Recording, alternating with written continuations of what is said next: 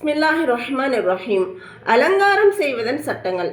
இஸ்லாம் அலங்காரம் செய்யும் விஷயத்தில் நடுநிலையை போதிக்கின்றது. ஒரு பக்கம் இஸ்லாம் சுத்தபத்தமாகவும் நல்ல ஆடைகளை அணியவும், முடிகளை சீவி சிங்காரிக்கவும், உருவ அமைப்புகளை அழகாக வைத்திருக்கவும், மேலும் கணவருக்காக வேண்டிய ஆபரணங்களை அணியவும் கற்பிக்கின்றது.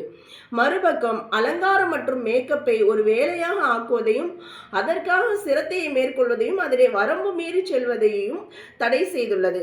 சுருங்க கூறும் இடத்து சரியத் நம் அவர்களை அழுக்குடனும் பரட்டையுடனும் இருக்க சொல்லவில்லை. அதற்காக அலங்காரத்தில் வரம்பு மீறுதலையும் விரும்பவில்லை. மாறாக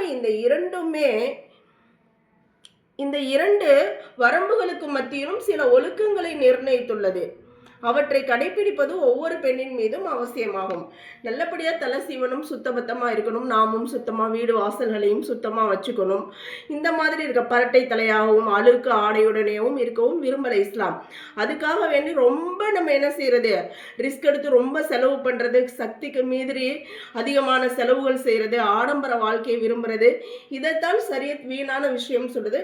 அதே மாதிரி கணவர் அல்லாதவங்களுக்காக வெளியில் போய் நம்மளுடைய அந்த அழகு அலங்காரத்தை காட்டுவதற்காக ரொம்ப ரிஸ்க் எடுப்பது.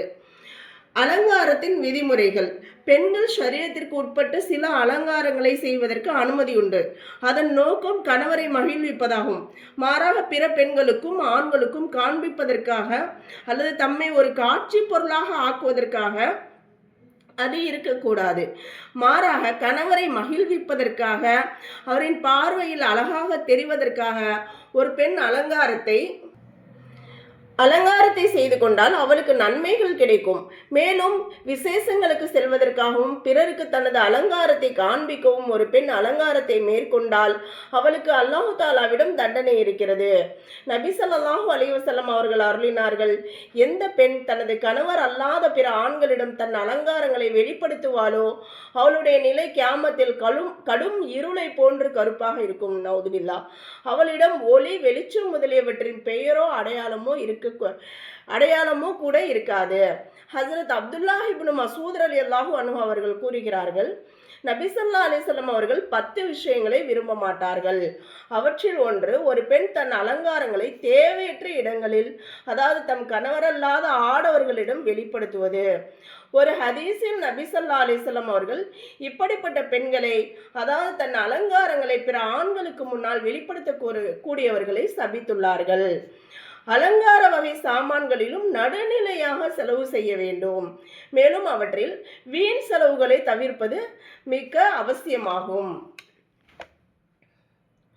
மனதில் தோன்றக்கூடிய ஆசைகளை எல்லாம் பூர்த்தி செய்வதற்கு முற்றிலும் முயற்சி செய்யக்கூடாது. நம்ம மனசு என்னெல்லாம் தோணுதோ அதெல்லாம் நம்ம செய்யணும்னு நினைக்கூடாது. இப்படி இவ்வளோ செலவு பண்ணணும், இவ்வளோ அழகாக இருக்கணும், அவங்கள விட நாம் என்ன செய்யணும், இன்னைக்கு நல்ல அழகாக காட்சி அளிக்கணும் அப்படின்றதுக்காக நினச்ச நேரத்தில் நினச்ச பொருட்களை வாங்குறது, இது மாதிரியான விஷயங்களை தான் இஸ்லாம் தடுக்குது. மாறாக தம் கணவரின் சக்தியிலும் வருமானத்திலும் முழு கவனம் செலுத்த வேண்டும். அவ்வாறு செய்யவில்லையானால் புதிய புதிய சாதனங்களிலும் விலைமிக்க ஆபரணங்களின் ஆசைகளிலும் நமது வாழ்க்கையை சீரழிந்துவிடும்.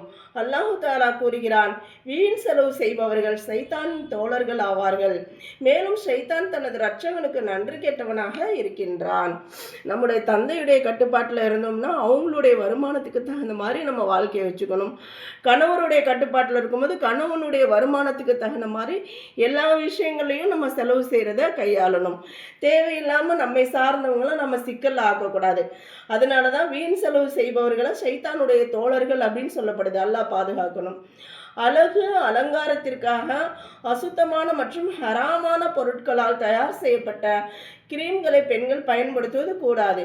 மேலும் எந்த கிரீமை தடவினால் உழுவும்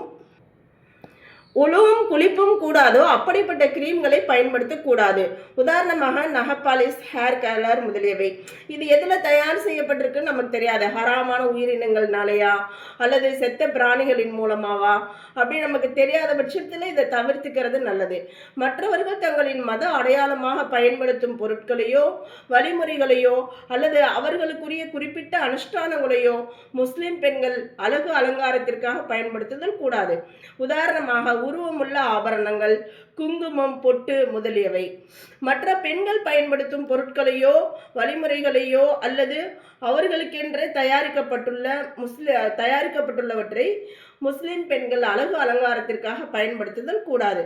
உதாரணமாக சினிமா நடிகைகள் பயன்படுத்தும் ஆடைகள், பொருட்கள் முதலியவை. அழகு அலங்காரத்திற்காக உருவங்கள் பதிக்கப்பட்டுள்ள ஆபரணங்களை அணிவதும் கூடாது. உதாரணமாக மயில் படம் போடப்பட்டுள்ள ஆபரணம், மயில், கிளி, இந்த மாதிரியான உருவங்கள், எந்த உருவம் இருந்தாலும் அதை நம்ம என்ன செய்யக்கூடாது, அணியக்கூடாது. அது கம்மலா இருக்கட்டும், ஆடையாக இருக்கட்டும், கொலுசா இருக்கட்டும், வளையல் எதுவாக இருந்தாலும். அழகு அலங்காரத்திற்காக உடல் உறுப்புகளை சர்ஜரி செய்வதும் கூடாது. உதாரணமாக ஆபரேஷன் செய்து முகத்தில் உள்ள சுருக்கங்களை அகற்றுதல், மூக்கை அழகுபடுத்துதல் அல்லது தலையில் செயற்கை முடிகளை பொருத்துதல் முதலியவை.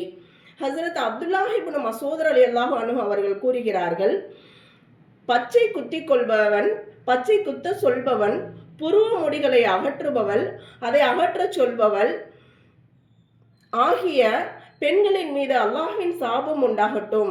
மேலும் அழகுக்காக பற்களுக்கு மத்தியில் பொருத்தமான இடைவெளியை ஏற்படுத்திக் கொள்பவள் மீதும் அல்லாஹ்வின் சாபம் உண்டாகட்டும்.